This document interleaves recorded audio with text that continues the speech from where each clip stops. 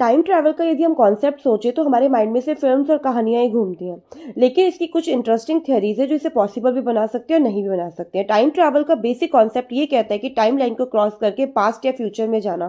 Theory of relativity Albert Einstein की ये कहती है कि टाइम का फ्लो हर जगह एक जैसा नहीं होता। जब आप स्पीड से चल रहे होते हो जैसे लाइट के करीब, तो टाइम स्लो हो जाता है। इसका मतलब ये है कि अगर आप बहुत फास्ट ट्रैवल कर रहे हो तो आपको अपने लिए थोड़ा टाइम स्लो लग सकता है, लेकिन दुनिया में दूसरे लोग नॉर्मल स्पीड से चल रहे होंगे।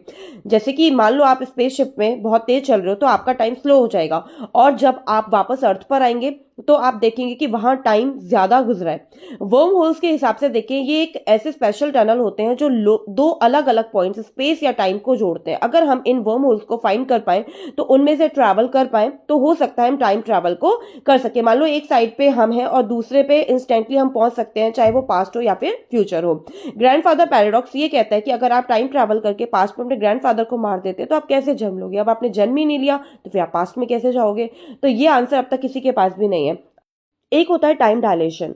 अगर आप अर्थ पर रखकर कोई चीज बहुत तेजी से चलाएं तो उसका टाइम डायलेटेड यानी कि स्लो हो जाएगा। मान लो आप टाइम मशीन में बैठकर स्पेस में ज्यादा स्पीड से ट्रैवल करते हो तो आप ज्यादा टाइम के लिए स्पेस में चले जाएंगे, जबकि अर्थ पर ज्यादा समय बीत चुका होगा। तो टेक्निकली आप फ्यूचर में जा सकते हैं। अगर हम देखें, अगर कंक्लूजन, तो टाइम ट्रैवल थियोरेटिकली पॉसिबल है, लेकिन प्रैक्टिकल एप्लीकेशंस अभी तक नहीं आए हैं।